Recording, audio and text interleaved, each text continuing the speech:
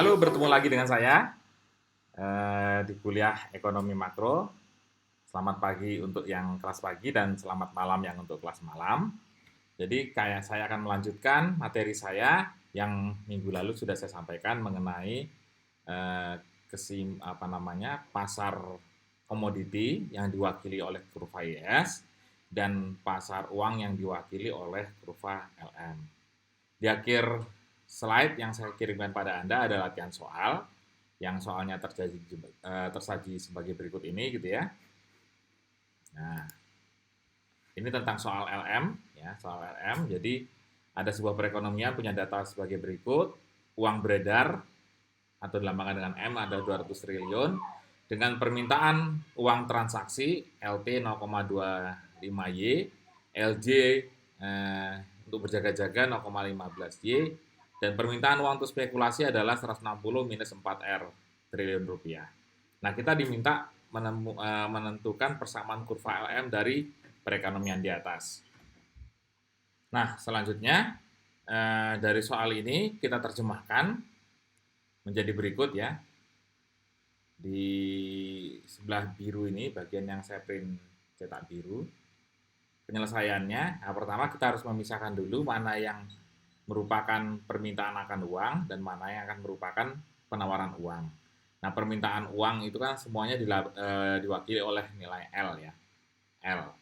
Nah, tapi dari L itu ada L1 dan L2. L1 adalah LT plus LJ. Jadi tinggal kita jumlahkan aja LT plus LJ-nya 0,25Y tambah 0,15Y adalah 0,4Y. Itu. Nah, kemudian L2-nya tetap ya 160 minus 4R dan M-nya adalah 200 triliun rupiah. Nah, kemudian L adalah atau jumlah permintaan akan uang ya. Itu adalah L1 tambah L2. Dijumlahkan aja yang 0,4Y tambah 160 minus 4R tadi. Sehingga L adalah 0,4 tambah 160 minus 4R. Nah, kita ingat keseimbangan di pasar uang bila jumlah uang yang diminta sama dengan jumlah uang yang ditawarkan atau M. Sehingga kita samakan saja persamaan L tadi dengan M yaitu 0,4Y tambah 160 minus 4R sama dengan 200 yang merupakan jumlah penawaran uang. 0,4Y sama dengan 200 minus 160 tambah 4R. Ini yang 160 minus 4R saya pindah ke sisi ke sebelah kanan atau kiri ya. Pokoknya saya pindah ke sisi sebelahnya, tandanya menjadi berubah gitu ya. Dan akhirnya 0,4Y sama dengan 40 tambah 10 tambah 4R dan Y ya sama dengan masih semuanya dibagi 0,4 100 tambah 10R. Nah, Y sama dengan 100 tambah 10R ini adalah kurva LM yang bisa kita gambar pada grafik di sebelahnya, yaitu grafik LM dengan sumbu tegak adalah R dan sumbu datarnya adalah Y. Ya, Y. Jadi sama IS dengan LM juga IS itu juga sumbu tegaknya R dan sumbu datarnya Y ya. Sumbu tegaknya R, sumbu datarnya Y. Jadi kurva IS LM itu memiliki persamaan yang berada pada satu kuadran dengan sumbu yang sama, yaitu sumbu R pada sumbu tegak dan sumbu Y pada sumbu datarnya. Nah ini ya, jadi untuk LM itu. Jadi kalau IS kemarin kita mirip dengan waktu kita belajar tentang analisis pendapatan nasional. Kalau LM ya ini tentang penawaran uang, ya tentang uang. Oke, selanjutnya kita coba menurunkan kurva LM menggunakan grafik. Nah, grafik semacam ini, jadi ada empat grafik yang kita gunakan ya sebelum kita memperoleh kurva LM yang warna merah jambu ini ya gitu ya. Jadi ada butuh kurva R dengan L2, L1 dengan Y gitu ya. Kemudian ML kurva dengan sumbu ML yaitu untuk menyatakan penawaran dan permintaan uangnya gitu ya. Ingat ada pada kuadran ML ini dia memiliki sebenarnya garis bantu itu M dan M itu garis bantu dengan sudut 45 derajat untuk pencerminan. Jadi metode menurunkan kurva dengan grafik itu biasanya dengan menggunakan metode pencerminan titik gitu ya, pencerminan titik gitu. Jadi misalnya kita sudah punya kurva masing-masing kurva ya, jadi kurva L2 punya, kurva L1 punya, dan kurva penawarannya punya gitu ya, tinggal dicerminkan, ambil dua titik gitu ya, ambil dua titik dan kemudian dicerminkan, dan nanti akan kita temukan apa namanya pencerminan pada ini. Jadi ini hasilnya pencerminan itu adalah pada sumbu yang di sini. Kalau IS kemarin pada posisi kuadran yang di bawah ini gitu ya. Ini IS ya. Kalau kita saya back sedikit ya. IS ya. Nah, ini IS ya. Kurva menunjukkan kurva IS yang grafik. IS berada pada posisi di sini. Posisi di apa ini? Kanan bawah ya, kanan bawah kalau kita menghadap komputer ya. Kanan bawah. Nah, kalau yang LM maaf, LM berada di kurva yang berada di kiri atas, ya kiri atas. Gitu. Nah ini kurva LM yang diturunkan secara grafik. Oke, jadi itu aja. Itu untuk LM. Dan selanjutnya kita akan masuk pada keseimbangan kurva IS dan LM atau keseimbangan IS LM. Ya.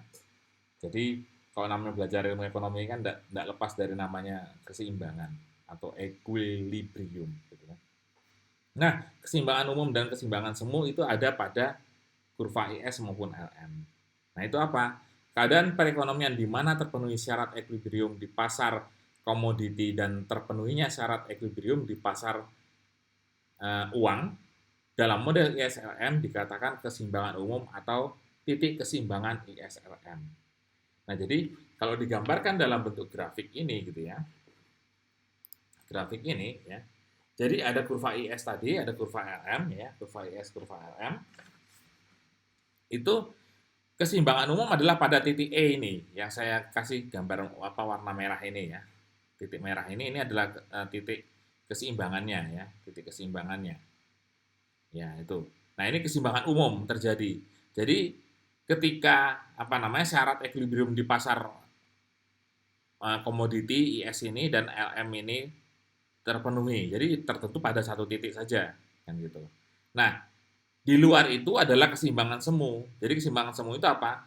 Sedangkan titik-titik kedudukan pada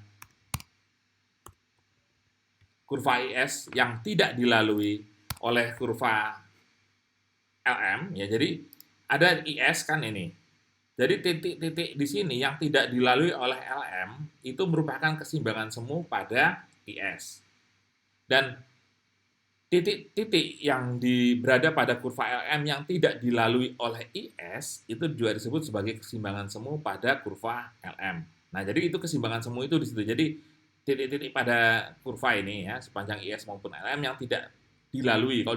Kalau dilalui tentu dia dipotong. Nah, dipotong itu tentu pada suatu titik tertentu saja. Nah, pada titik ini disebut sebagai keseimbangan umum.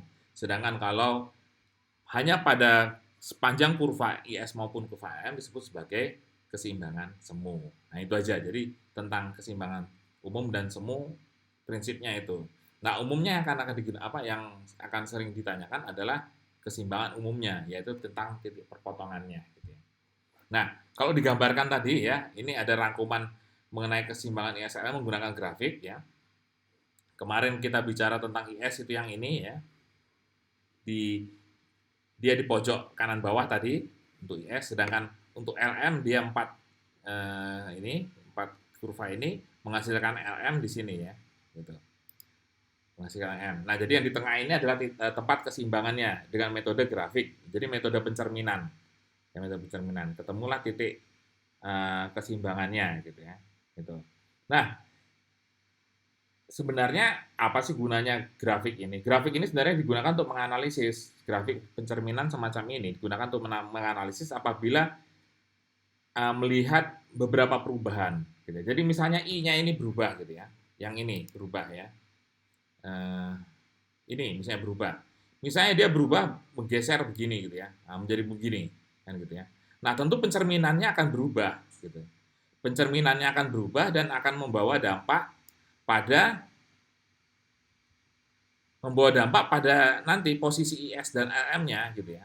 Posisi IS dan keseimbangan LM-nya. Jadi kalau investasi kita rubah gitu ya. Nanti posisi kurva IS pasti akan berubah gitu ya. Dan titik keseimbangan baru akan terbentuk lagi gitu. Demikian juga kalau kondisi keuangan ini, ya, misalnya L1 kan adalah jumlah permintaan uang untuk transaksi dan jaga-jaga. Kalau dia berubah, misalnya begitu ya, kita geser begini gitu ya, tentu nanti kurva LM juga akan bergeser pencerminannya, gitu. Sehingga apa namanya, posisi kurva LM akan berubah dan posisi keseimbangannya juga akan berubah, gitu. Nah, sehingga inilah gunanya apa namanya grafik pencerminan ini ya, pencerminan untuk grafik perempuan apa menemukan IS dan AM untuk melihat bagaimana pengaruh-pengaruhnya.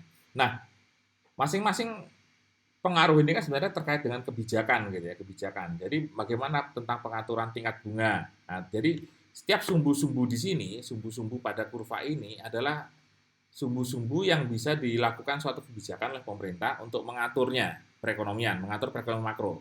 Ya, jadi tentang sikap suku bunga ada R gitu ya, tentang apa namanya, tentang pengeluaran uang, ya, penawaran uang gitu. Nah itu nanti akan mempengaruhi apa namanya kegiatan atau perekonomian makro di suatu negara.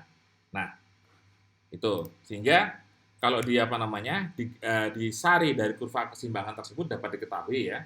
Pertama, bertambahnya investasi bertendensi pada meningkatnya pendapatan nasional. Itu tadi kalau kita gunakan kurva ini ya, kurva pada sisi investasi kita geser-geser, misalnya kita rubah itu kita naikkan misalnya gitu ya.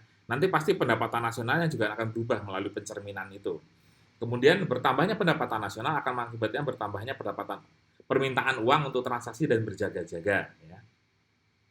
Kan gitu biasanya kalau kan transaksi dan berjaga-jaga kan dipengaruhi oleh pendapatan nasional. Nah kalau pendapatan nasionalnya naik tentu permintaan uang untuk transaksi dan berjaga-jaga juga akan naik. Nah kemudian kalau permintaan uang yang ketiga kalau permintaan uang untuk spekulasi tidak berubah ya, atau tidak berubah gitu ya, maka itu permintaan uang untuk transaksi dan berjaga-jaga mengakibatkan kelebihan permintaan uang. Ya, jadi kalau itu apa namanya tidak berubah, dia apa namanya dan penawaran uangnya tetap, maka itu mengakibatkan tentu tendensinya adalah permintaan untuk uang transaksi yang berjaga-jaga itu mengalami kelebihan, sehingga terjadi disequilibrium atau ketidakseimbangan pada pasar uang. Ya.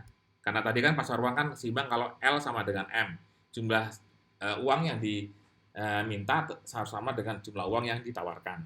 Kalau ada salah satu yang berubah, ya permintaannya lebih banyak, tentu tidak apa namanya keseimbangannya akan berubah atau disequilibrium. Kemudian kelebihan permintaan uang bertendensi menyebabkan meningkatnya tingkat suku bunga. Ya. Nah ini kelebihan permintaan uang bertendensi menyebabkan meningkatnya tingkat suku bunga. Permintaan uang itu tentu kan akan mengakibatkan ujung-ujungnya akan mengakibatkan orang banyak menarik uang dari bank karena ada untuk kebutuhan, untuk belanja, untuk transaksi, untuk berjaga-jaga gitu ya. Gitu. Sehingga untuk menariknya kembali, tendensinya tentu apa? Menarik orang untuk menabung kembali. Ya tadi kan karena ingin bertransaksi berjaga-jaga naik sehingga ditarik uangnya dari bank. Kemudian bank tentu akan mengatur kembali agar penawarannya tetap, tendensinya suku bunga pasti bisa dinaikkan. Ya, ini secara makro, Gitu sehingga diharapkan nanti uang akan masuk lagi ke perbankan dan tidak banyak beredar di masyarakat.